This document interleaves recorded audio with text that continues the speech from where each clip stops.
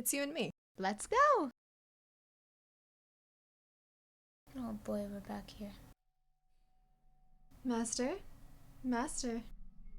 Ah, you've returned to me. You suddenly started staring off into the distance. I was quite startled. Now let us continue our tale. The mansion's corridor was a horrifically repulsive mess. Splatters of fresh beast blood covered the walls, and there was a repugnant odor. Anyone would be compelled to avert their eyes at the sight.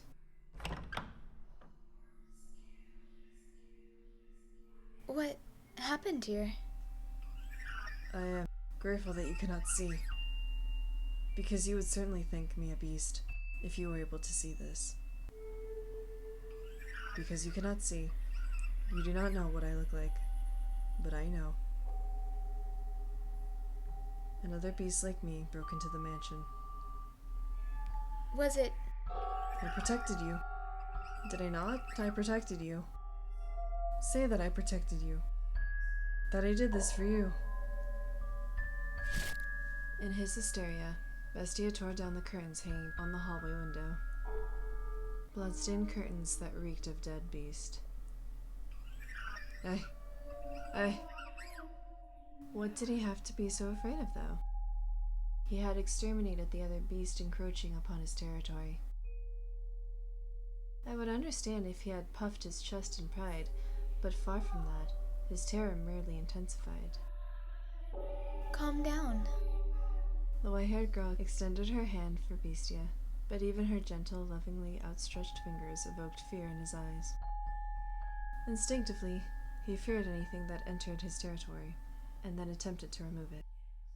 And driven by those instincts, he shoved aside the white-haired girl, the one he had said he wanted to protect.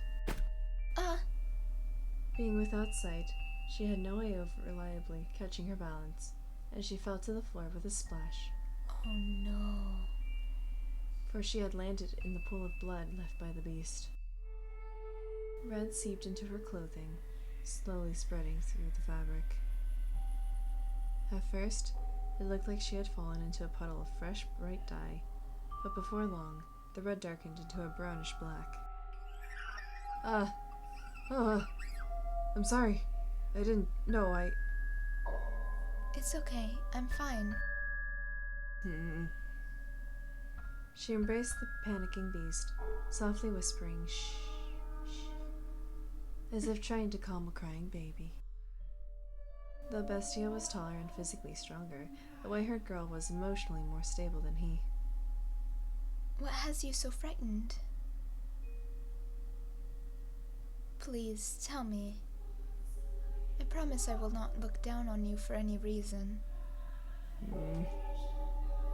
All I want is to free you from the depths of your suffering. Sometimes, talking about things can lighten the burden they place on you. We have the ability to use words, both you and me.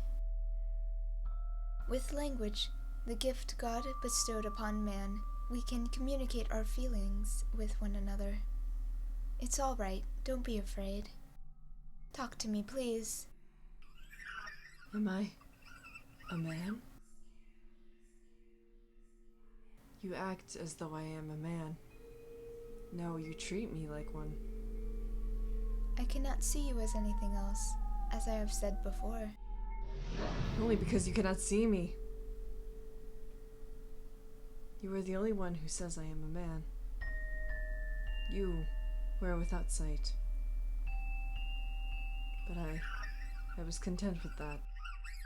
You treated me like a man, so I felt as though I had become one. The time I spent with you, I had real peace. I almost forgot that I was a wretched beast. No longer sought after prey. Prey, oh yes. Before you arrived, I murdered dozens of humans. I didn't want you to know that I was such a sinful creature, leaving a long trail of bodies in my wake. But I thought that if I didn't show them my strength, if I didn't force them into submission, then I would never find peace. I was drunk with power. I took great pleasure in it, in slaughtering people.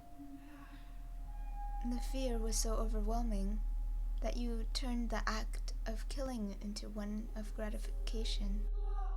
You did it to protect yourself. Are you still not going to condemn me? Taking another's life is wrong. Not only does it rob them of their time on Earth, it inflicts great ruins upon those who care about them. However, I do not regard you as a mere beast, nor as a mere murderer. Something made you the way you are. I am almost certain of it. Something? Tell me about yourself. In your words, from your mouth, tell me. When I woke up, I was weak, exhausted, emaciated. I couldn't think clearly or even remember much of anything. I was thirsty, hungry, sore from head to toe. A crowd of people surrounded me. You. This was a long time ago. Well, not so long as to be described as long ago, but it was as far back as my past goes. I sought help from the people around me, but my words did not get through to them. The only thing that can come from my mouth were feral howls. They scowled at me, and then... Stinking gross. I have no interest in any more trouble. Shall we kill it? Never seen anyone like this before. What is he anyway? Beats me. A Bestia, by the looks of it. Bestia. Bestia. Bestia. Bestia! I didn't understand what they were saying about me. All I could pick up was the word Bestia. The humans brought sticks and fishing poles, with which they poked and prodded me. At first they probably meant only to chase me out, but before long, their actions began to escalate. Bestia. Bestia! Filthy beast. We ain't got nothing for you. Dirty, nasty thing. Stay back. Hit it. Pound it. Da ha ha, he's feeling it. Beat it. Beat that thing. Kill it. Kill it! Kill it. Kill it. Kill it. Die. Why? Why should I have to die? I was simply asking for help. If they didn't have food to spare, a glass of water would have been enough. I asked for nothing of them, but some relief from my thirst. But the humans would not hear my pleas. My words reached to no one's ears. When they brought weapons and started chasing me around, attempting to kill me, all I could do anymore was run. And as I fled, I saw something. A child pointing to a wild dog covered in mud and shouting, "Bestia." That was when I finally understood that I was a beast. And that was why the humans wanted to exterminate me. I was neither cattle nor swine nor fowl of the air, but a vicious beast, the kind of creature that ravaged their fields. And so... You sought to prove your superiority to them, so you would never have to be called a beast or chased out of somewhere again. I was so close to forgetting it all. The time I spent with you was truly wonderful. I could forget about the people calling me a beast, chasing me around and trying to kill me. I could forget about slaughtering them, painting the walls with their blood. I could forget about everything. I felt like I had actually become a man. But you... But then it showed up. Another beast like me. It was my kin. A different individual, though, built differently than me. I am taller than it was. But it was a beast. And I, too, must be a beast.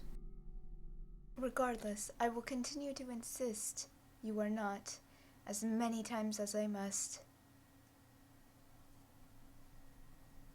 Should you be troubled by these painful memories and attempt to cause someone harm again, I will be there to remind you of your humanity.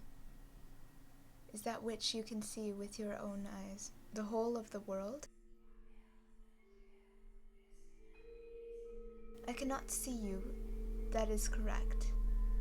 But I can feel you, sense you, hear you, and I can learn what you bear within your heart. You worry, you fear, and you think. And you also show concern for me. These things all prove that you are human.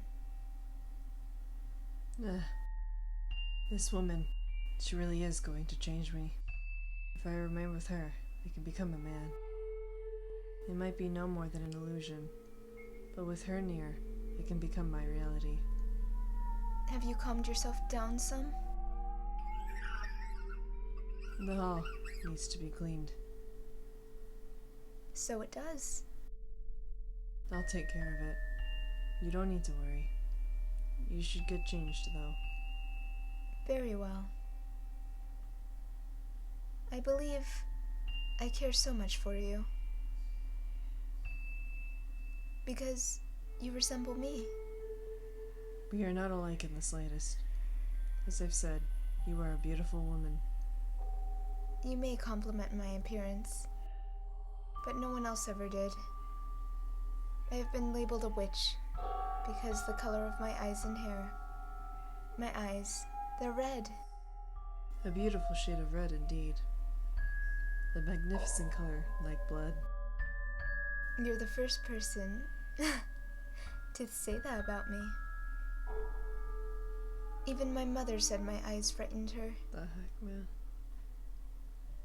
Because people called me a witch, I was rarely afforded the opportunity to interact with others, so I grew up mostly alone. As the people outside this mansion called you a beast, so too do the people outside call me a witch. See, we are alike. Do I look like a witch to you? No, you are a beautiful, compassionate human woman. And you are a human man, even if you don't believe it yourself. Yet again, Bestia found himself feeling grateful for the white-haired girl's blindness. For he had just managed to put on a smile. Tears were also rolling down his cheeks. Joy, bitterness, sorrow, a maelstrom of emotions flowed unbound within him. But he cried in silence. Bestia shed his tears discreetly, so as to not allow the white-haired girl to notice. He looked down upon the floor. A single corpse lay there, and no matter how hard he tried, he could not see it as anything other than a beast. A beast that looked just like him.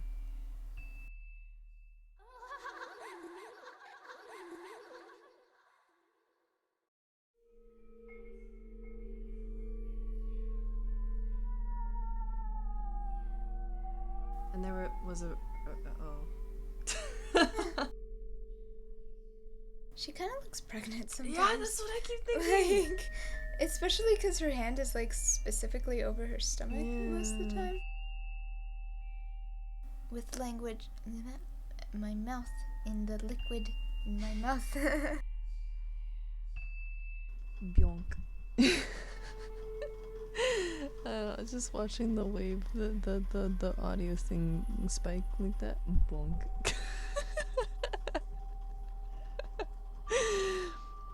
Bonk. Oh, I'm so dumb. Hear that, supporters? She needs money. I got like a quarter. She needs money, guys. Come on, Patreon. We don't even... No. We don't have a Patreon. I don't have a Patreon. I don't know what the heck's going on. I like Tavi. He's a good kid. He doesn't care about no one.